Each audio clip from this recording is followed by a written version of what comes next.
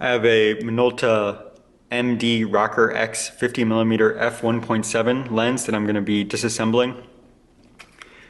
This is a nice normal length lens, and you can see that externally it has the black and the rubber gripping ring design that are kind of characteristic of the later Rokkor-X lenses.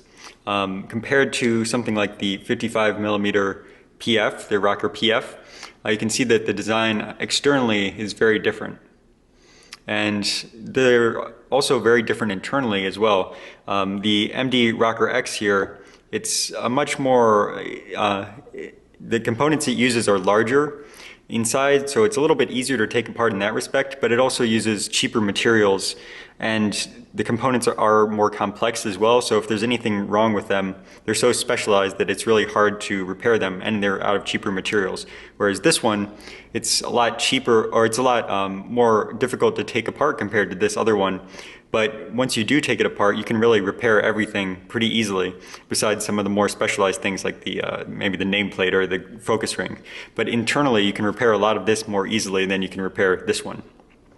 So what I'm going to be doing is I'm going to disassemble the entire lens, get access to the aperture blades, and then because of how this is constructed, the only way I could find to actually fully take this lens apart is to remove the focus ring. I'm going to also take out all the body sections and clean those as well. To start the disassembly, I'm going to get access to the back of the aperture blades.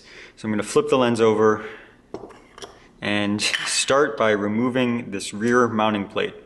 On this lens, you have to remove the rear mounting plate really to get access properly to the aperture blades, which is kind of unfortunate. But it's just this black ring going around here, and it's held in place by these 4 screws. So I'm just going to remove those and just lift off the mounting plate.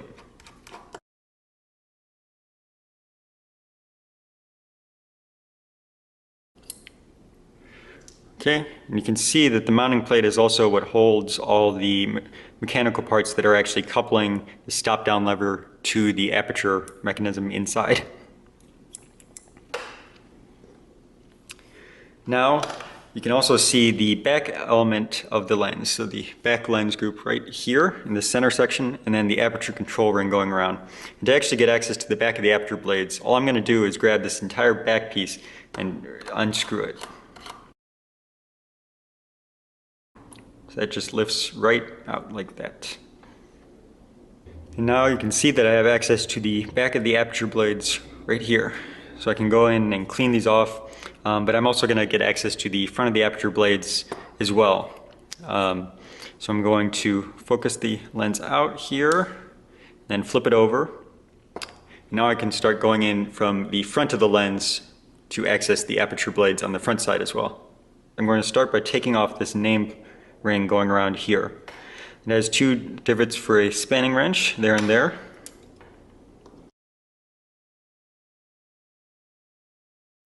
Now what you can see is the next level of the lens has this ring here, this black metal ring that holds the filter, and then the front glass piece here in the center.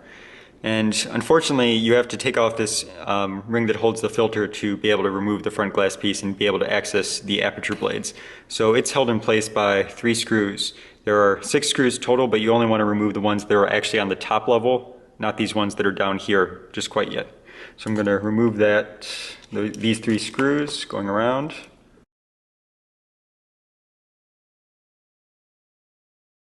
Now you can see down into the focusing ring here on the outside. So this whole thing around here is the focusing ring. And then the focusing mechanism with the coils is kind of down there. And the entire aperture assembly. And I want to undo these next 3 screws going around here to be able to remove the front glass piece.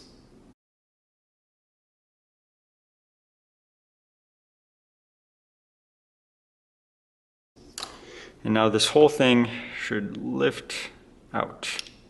There we go. You can see it's kind of saucer shaped with a lot of edging going around here, which is very different than the MC Rokkor PF1.7 before. It's a much larger piece with a lot of extra stuff, not just the glass going around. So I'll set that aside. And now we have access to both sides of the diaphragm. So you can go in, clean the aperture blades. And unfortunately, I wasn't able to find a way to remove this entire mechanism in here. And I'll show why in just a moment. But I guess the short way to explain it is that the entire diaphragm assembly is built into the focusing mechanism. So they're both coupled together.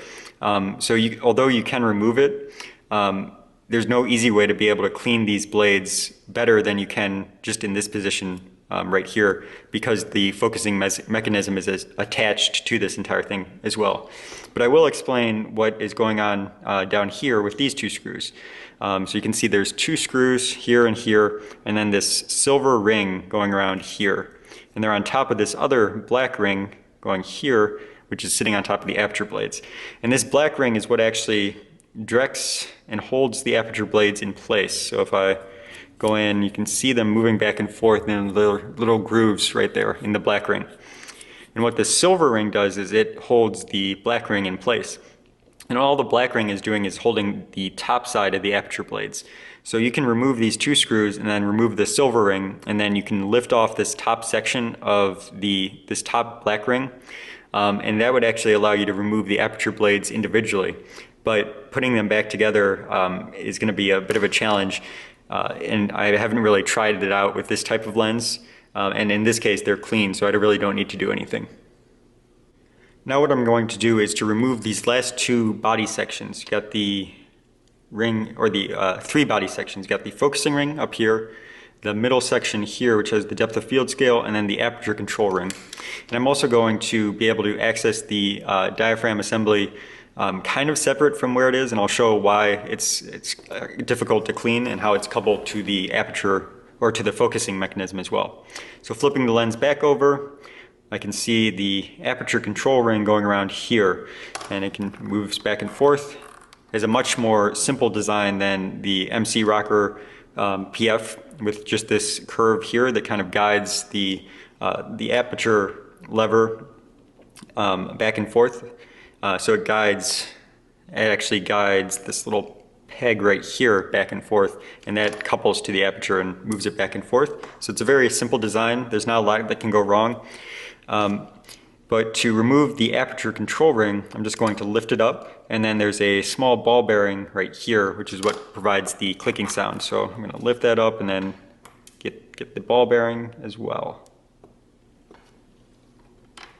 Here's the ball bearing, and you can see, put that down, it moves back and forth along these grooves in here, and that's what makes the clicking sound, and it rests in a slot on the aperture control ring right, let me see where, right here.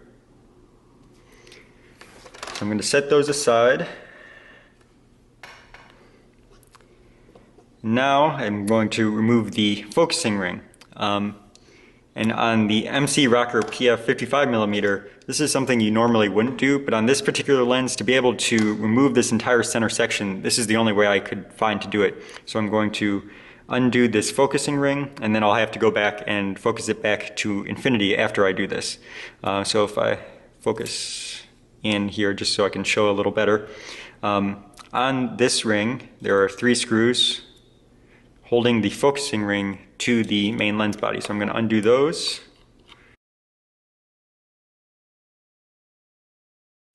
And lift off the focusing ring right here. And also lift off the second metal ring here, which is what is what the focusing ring sits on and what it slides on as it moves back and forth. And now I have just the focusing mechanism here, this entire silver thing. I can kind of grab that and move it back and forth, focus it in and out, and then this entire diaphragm mechanism in here. And those, compared to the other lens, the MC Rokkor PF 55mm, where it had a separate diaphragm mechanism in here, these two are coupled together. So the internal section here is just one piece that has the coils on here This is all just the housing for the lens instead of having a separate housing for the diaphragm mechanism that would sit inside the piece that has the coils here. And that makes it really annoying to clean because the way you remove this entire thing is you focus this out, but then all these coils are coated with oil and other nasty stuff. So actually cleaning this piece while taking it out of the lens to clean it is not really much better than just cleaning it like this in the lens. So you can just go in here. And it's probably even worse to clean it outside of the piece because then you have to put it back in and you risk getting some of the oil back onto it. But I can show you how you would remove it. To remove it fully, you just focus out here, or let me actually focus in first, and then you undo this little bar right here. There's a little thing on the inner section that goes in a slot on the outer section. And this is what makes the lens move up and down when you focus in and out instead of just rotating back and forth. So it moves up and down this little groove here, which moves the lens elements up and down. And you undo that and then you just focus this out and you can actually pull out this entire center section here. But as I said, I would recommend against doing that. The advantage is that you can then remove the back section here as well. And the other annoyance about this type of assembly is that I wasn't able to find a good way to detach just this section here with the depth of field scale on it from the rest of the lens body. So unfortunately, this is pretty much as far as you can disassemble it besides taking out the inner section here with the combined focusing diaphragm mechanism. So now I'm going to start on the reassembly and just undo what I did. It's pretty easy to put back together. It's just a little bit of annoying things with the cheaper materials that it's using.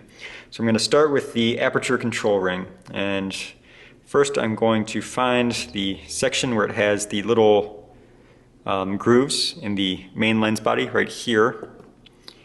And I'm going to, on the aperture control ring, find the section where it has the little pocket for the ball bearing. So I'm going to get the ball bearing there in its spot. And now with the section with the grooves on it, I actually need to flip this over. So I'm going to do it this way. And I'm going to slide the main lens body, or the aperture control ring, over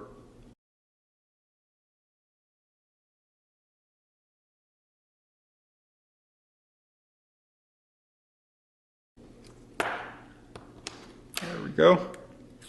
It should click as I move it back and forth, which is what we want.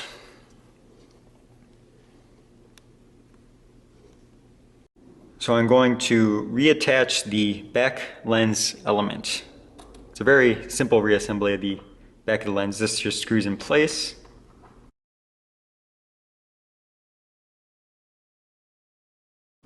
Okay, and now I can just reattach the mounting plate.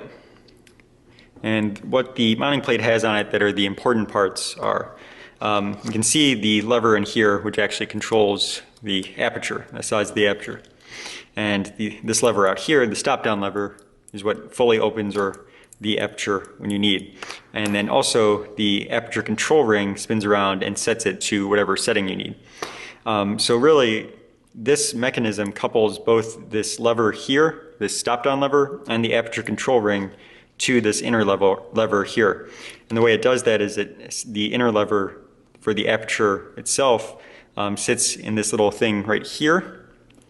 And the two couplings, this one just moves this half crescent or the crescent shaped metal piece back and forth. And then this other section in here with the aperture control ring, how it sets it to a specific aperture, is this little post here. It sits right along here. And as you slide this ring back and forth, it moves the curve of this back and forth. So that moves this up and down, which opens and closes the aperture as well. So the one thing that could possibly be wrong with this piece is there's friction in here, or one of these springs is broken or something's happened. But that's all that really can go wrong. So to reinstall it, all I'm going to do is flip this over and kind of line these up so I can get this, push this in, and then line this up so I can get this like that, and then spin it around till I can get the 4 screws going around and reattach that mounting plate.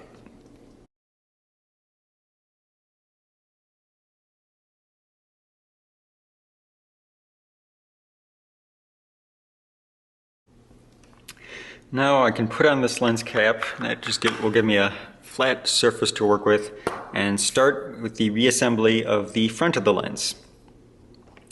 And this is also going to be pretty easy. I'm just going to reattach the focusing, or the focusing ring here by putting on this metal ring first, and then sliding the focusing ring on top of it. And there should be a position where it goes flat. Yeah, so that when you rotate it back and forth, it clicks at 45 or 4.5 or 0.45 and at infinity. So there and there. So it should be flat.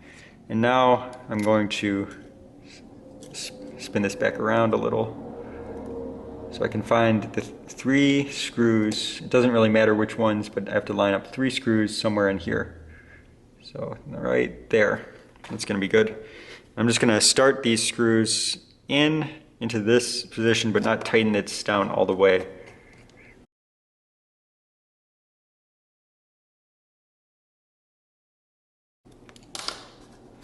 So I haven't tightened it down all the way yet because I still have to focus this back to infinity. Now I'm going to just drop the front glass, entire big saucer thing here into place, and also get the 3 screws for it in place. So I'm going to spin this around a little and get 3 lined up. So again, just any 3 will work for this.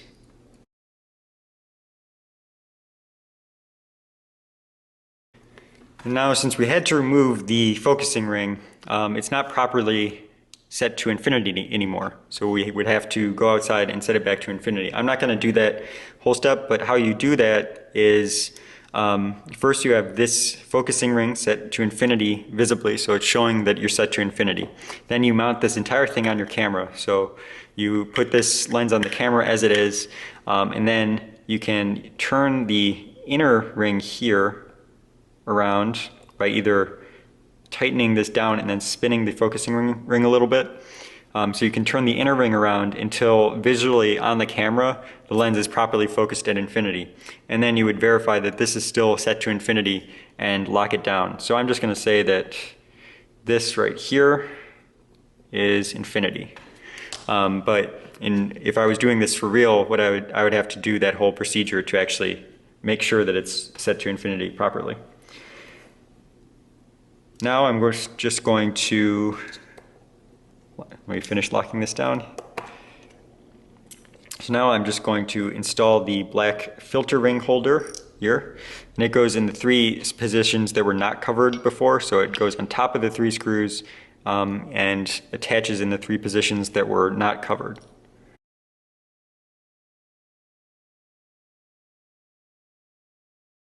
And to finish off, just going to put back on the name ring.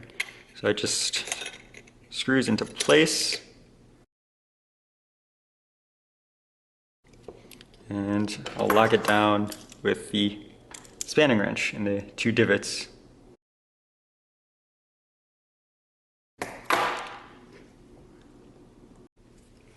So that's the Minolta MD Rokkor-X 50mm f1.7 lens. As you can see, it's a pretty easy lens to take apart, and it has very few components compared to some other lenses. You can really just remove a few pieces and get access to the aperture blades and the focusing mechanism or the diaphragm mechanism very quickly. but for the same reason, it's also more difficult to repair because it uses fewer very complex parts, and they're made of cheaper materials as well. They're more likely to break, and if they do break, they're harder to repair in many ways than something like the MC Rokkor PF 55mm, which has many more components and a much more complex design, but it also uses all metal parts that can be easily repaired if there's anything that goes wrong with them.